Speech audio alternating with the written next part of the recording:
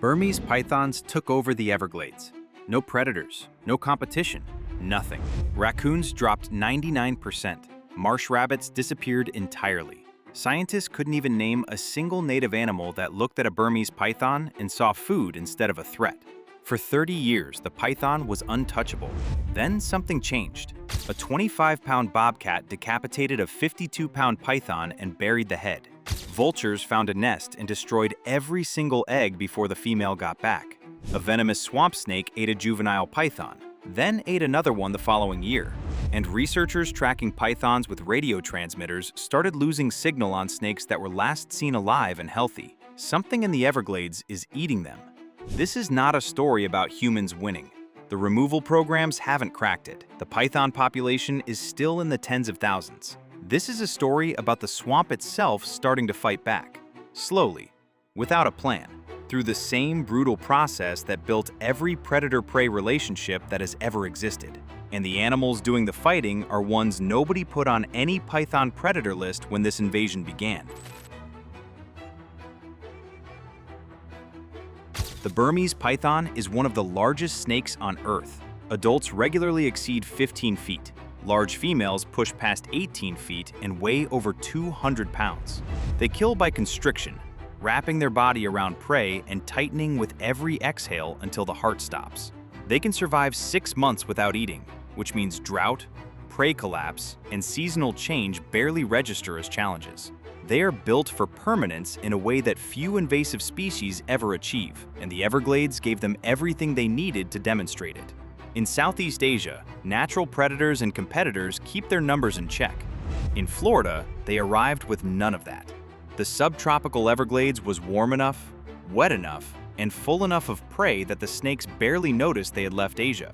No native animal had ever evolved to recognize a Burmese python as food.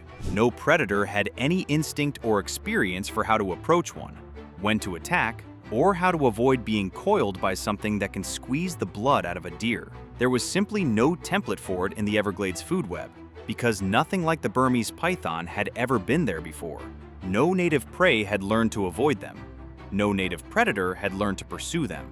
The python's first decades in Florida amounted to a free run through a food web that had never encountered anything like it. By the early 2000s, researchers confirmed a self-sustaining breeding population. By 2012, a landmark study documented mammal collapses that became one of the most cited examples of invasive predator damage anywhere in the world. Raccoons down 99.3% compared to 1997 surveys. Opossums down 98.9%. Bobcats down 87.5%. Marsh rabbits and foxes locally extirpated from most areas of heavy python presence. The wildlife was not just declining. In some areas, entire populations had effectively vanished. University of Florida researchers have identified 86 species of bird, mammal, and reptile pulled from python stomachs in the Everglades. 86, including deer, alligators, endangered wood rats, and wood storks. The snake eats almost anything it can wrap itself around, and it was doing so for decades without anything in the swamp returning the favor. That should not be sustainable. An apex predator that destroys its own prey base usually triggers its own population decline. But pythons survive 6 months without a meal. They do not need local prey to stay plentiful. They just need it to exist somewhere within range, and they are very good at finding it.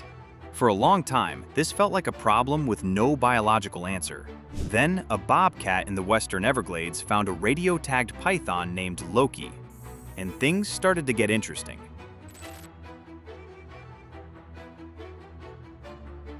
Wildlife biologist Ian Bartoshek has been tracking Burmese pythons near Naples, Florida since 2013.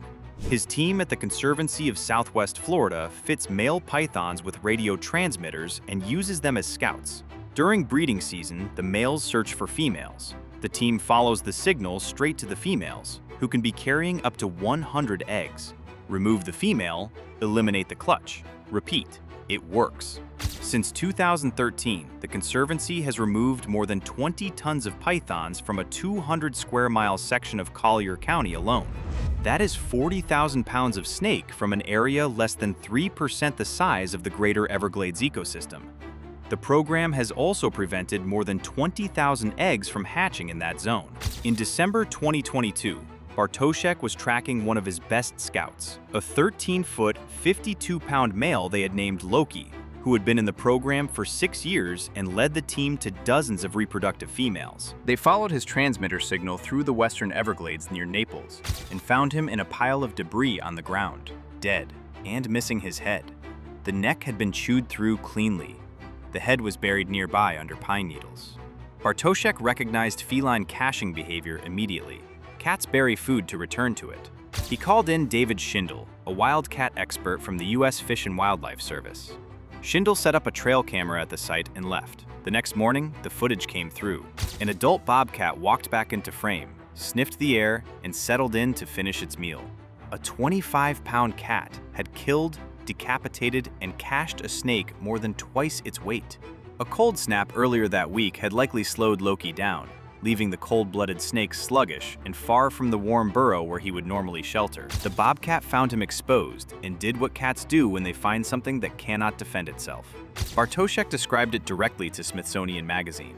A 25-pound cat killed and cached a 52-pound python. That is a win for the home team. First documented case of a bobcat killing a Burmese python in Florida. And it was not the only one that season. A second scout snake turned up with evidence of a Florida black bear attack during the same cold stretch. 2 documented native kills in a single winter. It marked the first time biologists watching this invasion had concrete evidence the relationship between python and native animals was not entirely one-directional. The snake had been hunting, now something hunted it.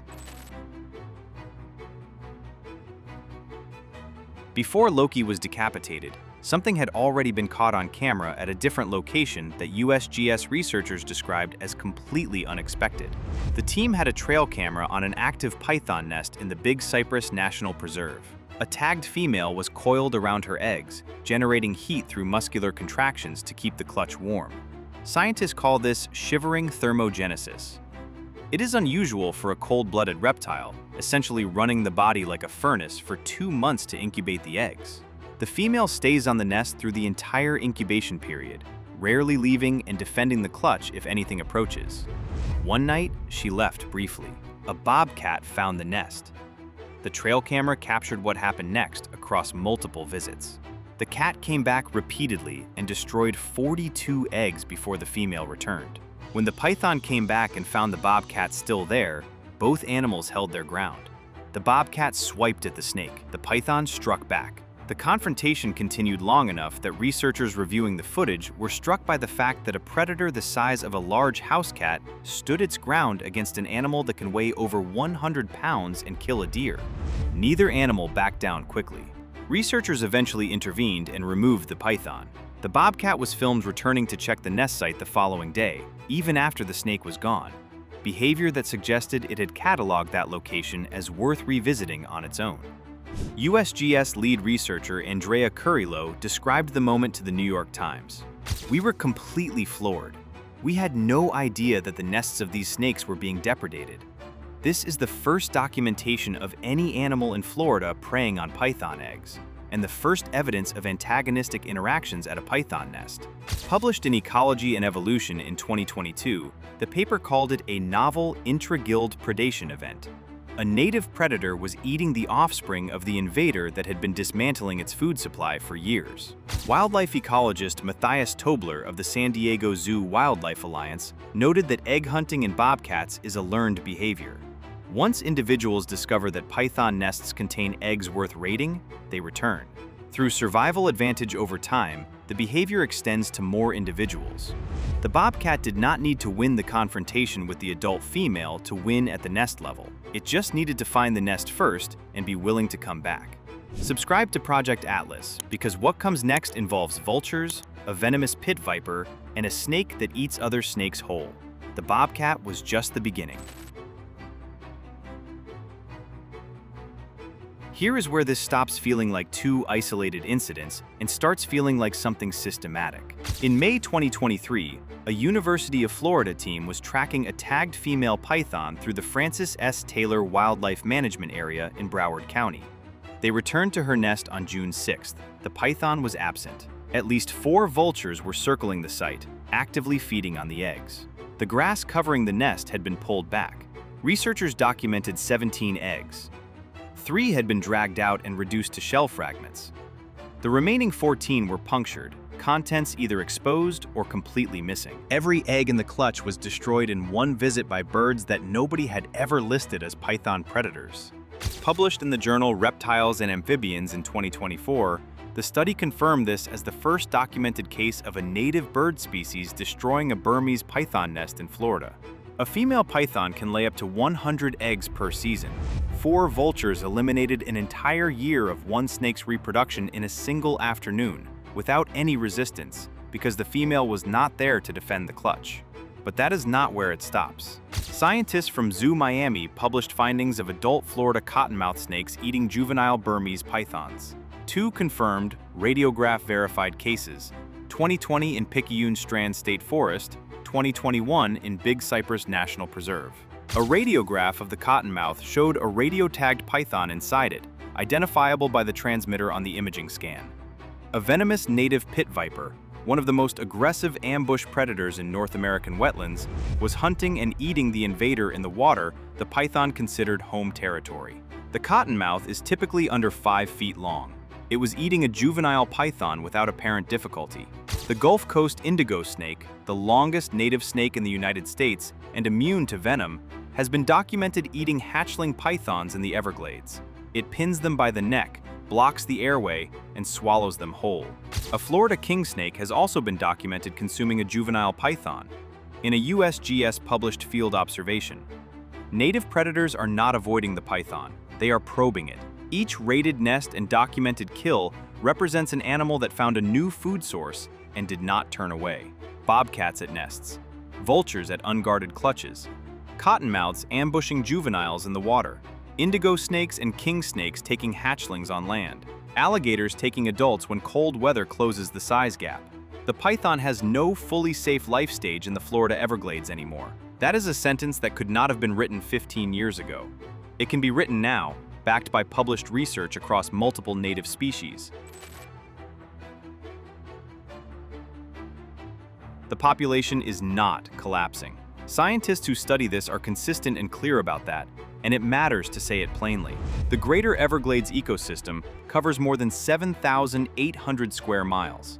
The Conservancy of Southwest Florida's intensive removal zone covers 200 square miles. Between November 2025 and April 2026, the team removed 177 pythons from that zone, weighing a combined 8,080 pounds, their first 4-ton removal season by a significant margin. Florida's state program removed 748 pythons in July 2025 alone, more than triple any previous July, after a $2 million state investment designed specifically to expand operations. And still, the remaining 7,600 square miles holds tens of thousands of snakes that no human removal program has reached yet.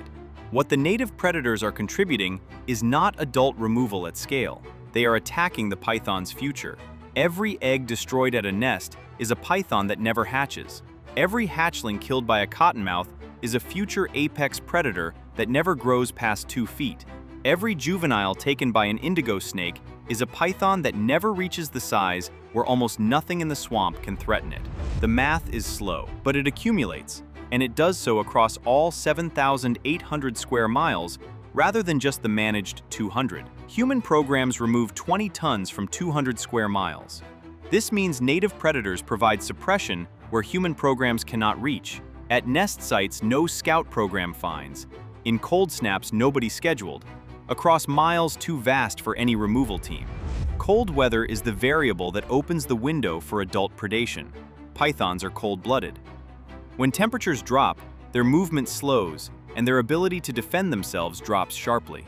South Florida gets cold snaps every winter, sometimes lasting multiple days, during which warm-blooded native predators maintain full capacity while the python becomes sluggish. Each cold snap is a window. Each window is a moment when the biological advantage the python holds over every warm-blooded native predator narrows to almost nothing. Bartoshek said it directly in 2025. There is a bit of a pattern emerging that, over time, the ecosystem is rebalancing itself. These native predators are recognizing Burmese pythons as a new food source and are able to take advantage of some of their vulnerabilities. Vulnerabilities, plural. The python that arrived with none now has several. So when this video says pythons are disappearing from Florida, here is what that means with precision. They are disappearing from managed zones at record rates. The combination of scaled-up human removal and documented native predation is producing real, measurable suppression in specific areas of the Everglades that did not exist a decade ago. The Conservancy's zone, the state program, and native predators are now all pulling in the same direction at the same time. For the first time in this invasion's history, they are disappearing from nests before they hatch. Bobcats found one nest and destroyed 42 eggs across several visits. Vultures found a different nest and destroyed all 17 eggs in one afternoon. These are the documented cases.